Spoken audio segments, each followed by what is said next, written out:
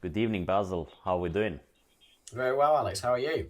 I'm good, man. I'm good. So, Good. this week we have the most epic film of the year so far, I guess, based on epicness on the epicness scale. We've Yeah. went to the cinema and we watched Dune, Yes. Dune, not June, Dune. Yeah. Not the month. Dune. Yes, yes. So Dune. So obviously this is based on the books. It's I think it's the third iteration in movie history to put the books into film, and I think this is looking really, really good. So basically, we're looking at Denis Villeneuve is the director, which we've seen him doing Arrival Arrival. and Enemy. If you remember that film, he's the Yeah. So director of yeah, that. both films are really good. I think. Fantastic films, yeah, Yeah. among others, but those are the ones that just come to mind here. It's full with good actors. It's brim to the brim from Josh Brolin, Oscar Isaac, Javier Bardem, is Yeah. loads, Yeah. and it's just for those that don't know what the books are about. Basically, it's or more like a warfare between two powerful houses in the future, and it's Yeah. set in a background where there is this dust called spice that produces energy and is the most valuable commodity in the universe. So basically, this film sets the story, which what we believe is going to be three parts, um, three films. But this one sets the story of the Arthritis family, which is sent by the emperor to a planet called Arrakis to harvest the spice. This planet it Yeah. has Which its is in own, the sand, isn't it? It's in the which is like sand this in the whole. desert.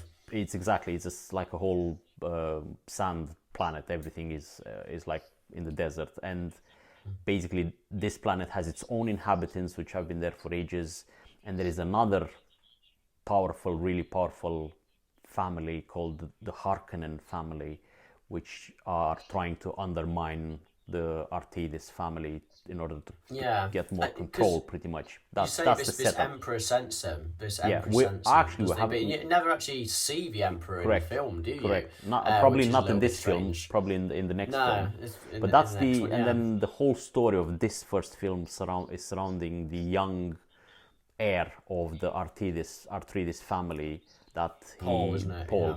that he relocates with his family to the new planet that they are literally being sent to, and then that stirs up a series of actions that forces him to step up in his role as heir of the family.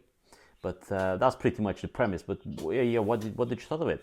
Cinema. Yeah, yeah, like you say, it sets you up like, especially if you haven't seen the books, you're thrown into this world where the emperor sends one house to take over. It's like almost like a change of hands of harvesting this Correct. spice which is good for intergalactical travel, but Correct. also this spice is used by the locals as like a psychedelic drug and they cherish it as Yeah. like a holy thing. Obviously, And they treat it in a different we're way. Exactly. Yeah, like a holy thing. Yeah. yeah, and we're using it for just like space travel essentially. And so anyway, we're witnessing like a change of hands from one house to another to just harvest it, and it never really gets explained why. But as you can see, the is it Artridis family are obviously a little bit more professional, a little bit more caring about the way they go about stuff. Just by the clothing, it's like it's white compared to the other family, which is it's really like truncheon wearing, Yeah. riot police kind of uniform, and like they're obviously evil to the core. They don't care for the planet that they're just there. harvesting this stuff. They Exactly. don't care about the citizens, and so yeah, but you realise the plot line kind of suggests that it's all a big setup, because that when the change of handover happens, it's like the new family are set up to fail, which is mentioned in the film, and then that kind of leads to like a political kind of warfare in the film, really. And that's It does what feel you're like watching. That's they're very set up. It does feel like this family Yeah. is set up from the get-go because whatever they do, Yeah.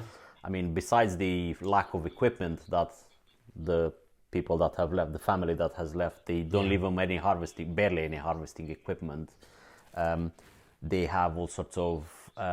It feels like it's all issues brewing underneath, and you're just Yeah, expecting that to just come. just a lot of things that go wrong for them, and then but you kind of associated that kind of set piece with what was going on with like the Iraq War almost, and as soon as you said it, I was like, Yeah, it is, because it's almost like those two families, you could say, were America and Exactly. the UK. Yeah. If you look at it that way, there's just one way of looking at it. Or But yeah, but the this is it's, the Iraqis people are Iraq. So it even sounds yeah, weird now. And the Arturides family, because when they come, you just see that machinery, massive machinery, and super overpowered gun power in its prime. And it just felt like tanks were rocking into Iraq in the sand and all of that. definitely. And Yeah, people, I like the analogy. and people thinking, oh, the saviors are here, we're gonna be so well, but actually they just came to harvest the planet. Hardly the opposite, yeah.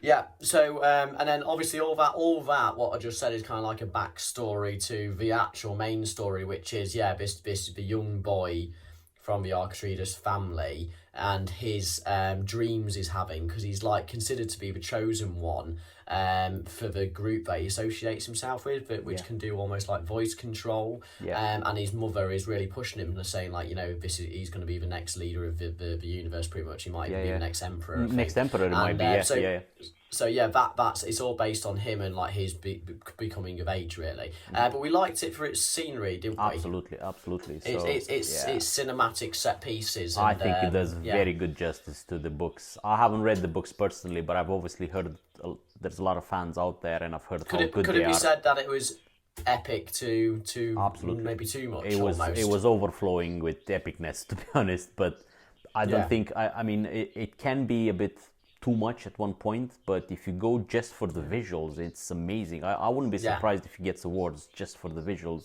from the designs to how well those are portrayed. So, there's a rule in design, and this is in architecture. When you design a building, you have to include people in it so that you can get a sense of scale.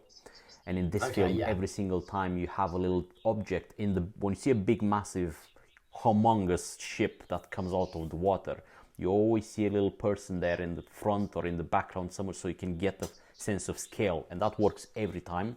And this is really, really good. The colors are right. Everything is impressive. So just for that, it gets the thumbs up.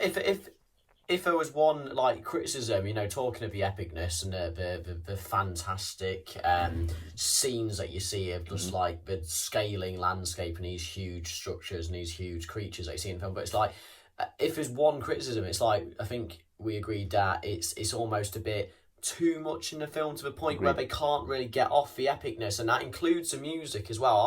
I think the music, which is Hans Zimmer, is like a little bit draining to hear it for 2.5 hours. And I think of that 2.5 hours, there's probably about half an hour where there's not this booming, bassy kind of epic soundtrack, which again, normally that would be great. I wouldn't complain about that, but normally there's about half an hour in the film where there's this soundtrack, whereas with this film it's like there's 2 hours of it, and it's just a little bit like it's a bit draining. It's sometimes, like it's flatlining, because even when the pace of the scene, there's suddenly from a quiet scene to an action scene, the music doesn't seem to change. The tone of the music seems to be still the same, which I found it a bit bland. There's some scenes with some really cool ships movement and fighting and all of that stuff, and this music seemed to be same as the previous scene when it was nothing happening, and that felt a bit off. That felt a bit of lack of I know what you're referring to. There's one particular battle scene as well where like you see like both of the houses like really going at it, and I think it might be the same one you're referring to, but just didn't. You couldn't tell whether it was one of the dreams that the boy was having or it was actually taking place. That was my problem. You know what? I couldn't tell whether it was one of his visions or not. It's like it's missing the music. I thought is missing a theme.